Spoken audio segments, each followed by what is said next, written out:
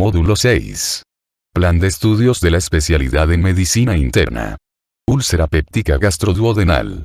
Enfermedades del estómago y duodeno.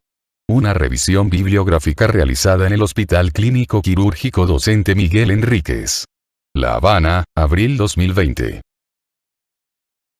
Contenido. Etiopatogenia y cuadro clínico.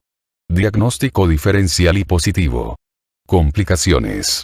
Exámenes generales. Exámenes de heces fecales. Parasitológicos, cultivos, sangre oculta. Imagenología, endoscopía, detección del Helicobacter pylori. Biopsia. Tratamiento médico y quirúrgico. Dieta. Criterios de alta y seguimiento. Apoyo psicológico. Prevención y promoción de salud. Enfermedad péptica ácida. Úlcera péptica gastroduodenal. Definiciones. Las úlceras gástrica y duodenal suelen desarrollarse en áreas de mucosa inflamada. Esta inflamación, denominada gastritis, duodenitis o vulvitis, en ocasiones puede reconocerse en la endoscopia por signos de edema y eritema de la mucosa, aunque es necesaria una evaluación microscópica de la biopsia endoscópica para establecer un diagnóstico definitivo de inflamación de la mucosa. La gastritis suele clasificarse en virtud de criterios endoscópicos e histológicos, con predominio de granulocitos en la gastritis activa y de células mononucleares en la gastritis crónica. La gastritis también se clasifica en función del segmento de estómago afectado. Predominante en antro, predominante en cuerpo o pangastritis.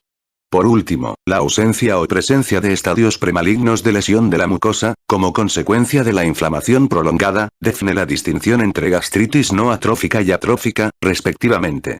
Los aspectos endoscópicos suelen ser inespecíficos, a no ser que la mucosa gástrica presente un aspecto típico en empedrado, propio de la gastritis nodular, frecuente en niños colonizados por Helicobacter pylori, o pliegues muy agrandados sin evidencia de cáncer, que definen la llamada gastritis hipertrófica.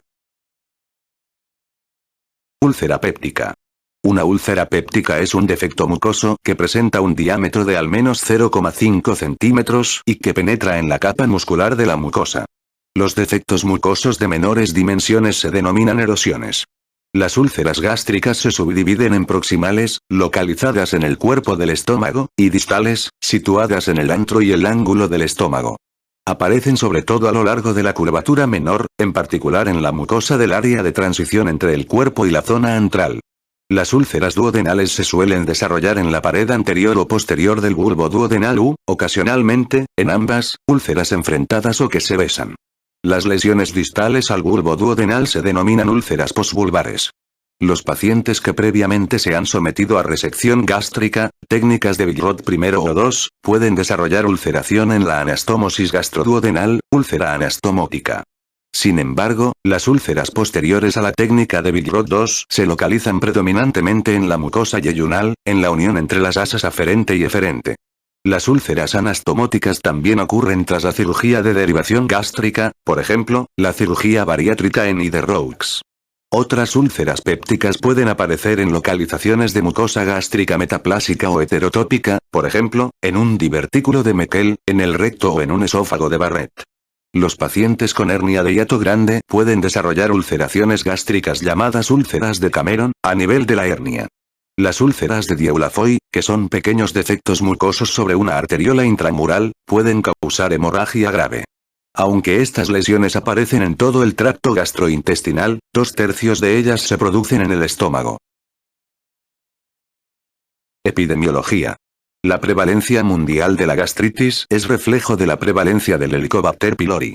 La colonización con esta bacteria está casi siempre asociada a gastritis crónica activa, que persiste tanto tiempo como el individuo permanezca colonizado, y solo desaparece lentamente en un plazo de 6 a 24 meses después de la erradicación del Helicobacter pylori.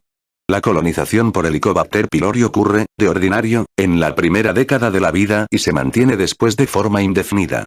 Las elevadas tasas de colonización de los países en vías de desarrollo determinan una alta prevalencia de gastritis por Helicobacter pylori, a menudo mayor o igual a 80%, en todos los grupos etarios, incluidos los niños.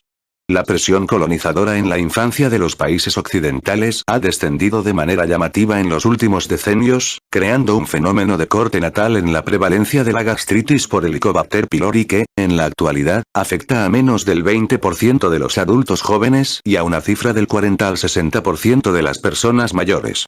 Según estudios recientes, este descenso en la prevalencia de Helicobacter pylori en la infancia se ha enlentecido o frenado debido a factores tales como el uso cada vez mayor de guarderías. Con todo, el descenso de Helicobacter pylori en las poblaciones de los países desarrollados ha sido inexorable. Variaciones cronológicas. Aunque la úlcera péptica está estrechamente relacionada con la gastritis y la duodenitis por Helicobacter pylori, la epidemiología de la enfermedad ulcerosa ha venido mostrando notables variaciones cronológicas, incluso en los tiempos en los que la distribución de Helicobacter pylori era ubicua.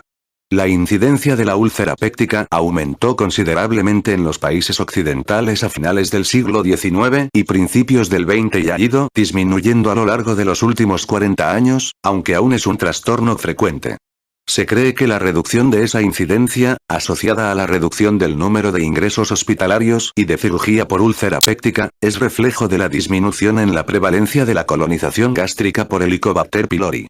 Tal tendencia también es resultado de la aplicación generalizada de tratamientos de erradicación, que disminuyen la incidencia de las úlceras recurrentes en pacientes con Helicobacter pylori positivo. Entre otros factores implicados cabe citar el uso generalizado de fármacos de supresión ácida. No obstante, la incidencia de los ingresos hospitalarios por complicaciones ulcerosas y la mortalidad por úlcera han mostrado un descenso mucho menos marcado tanto en Estados Unidos como en otros países debido a que la reducción de las úlceras asociadas a Helicobacter pylori en personas jóvenes tiene como contrapartida el aumento de las úlceras asociadas a fármacos antiinflamatorios no esteroideos en personas de edad avanzada.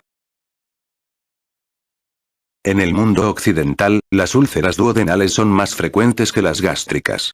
Se trata de una enfermedad que se presenta predominantemente entre los 20 y los 50 años, mientras que la úlcera gástrica suele registrarse en pacientes de más de 40 años. La incidencia de la enfermedad ulcerosa gastroduodenal oscila entre 1 y 2 de cada 1000 personas al año. Aunque la prevalencia de la colonización por Helicobacter pylori es prácticamente idéntica en las personas de ambos sexos, 2/3 de los pacientes son hombres. El riesgo de recaída tras la curación inicial es alto. Más del 50% de los pacientes presentan úlceras de repetición en los 12 meses siguientes a la curación si no son tratados.